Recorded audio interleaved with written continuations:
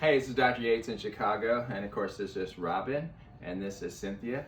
And what we wanted to do today was commemorate Martin Luther King Day, and all of us are grateful that he was on this earth and he's provided an opportunity to all of us to be all we can be.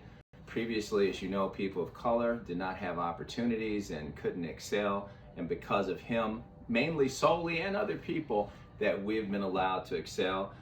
Cindy is a great medical assistant, Robin's a nurse, and I am a doctor. Years ago, all these professions among us here couldn't be possible.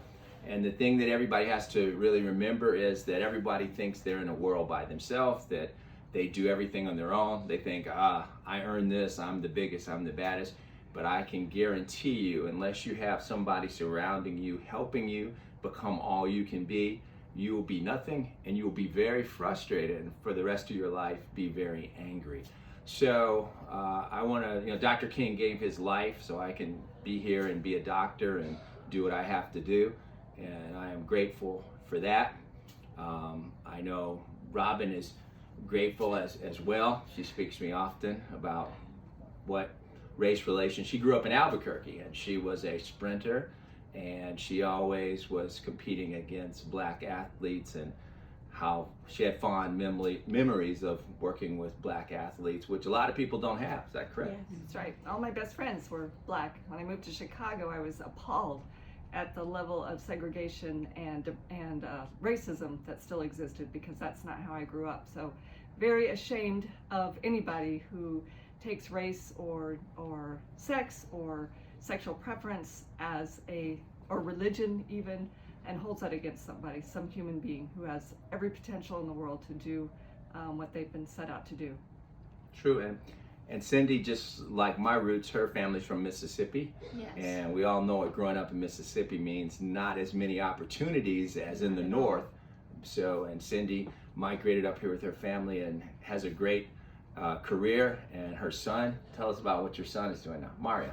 And you have a son who's an engineer too. Yes, I have one son that's an engineer. He's actually still in the South. He went to school there, and he's a father as well. I have a smaller son that is 21, Mario, and he's in Romeoville taking a welding class, and he's very good at it. We actually put him in advanced class actually for the welding, so he's going to do great with that. So I am, and it, like Dr. Yates mentioned before, that it is racism. He's like the only black student in his classroom, and he's 21 and he's experiencing racism. And I told him, look, you're going to experience that moving forward, so you just have to learn how to deal with it. Right. And I guess the real rule of thumb is you always want to treat people like you want to be treated. Yes. And that sounds easy to say, but it's hardly ever done that way, because racism is so invisible and so, I guess, widespread in our country, that there are so many people who are racist, who are really racist, who believe they are not.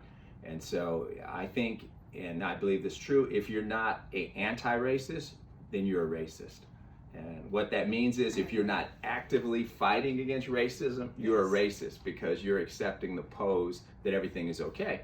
And it's not okay. And nobody's belly aching, nobody's crying foul. All we're doing is saying we want everybody to be treated equal. So, happy Martin Luther King Day. And on a lighter note, come here and get your hair did. Yes, thank you.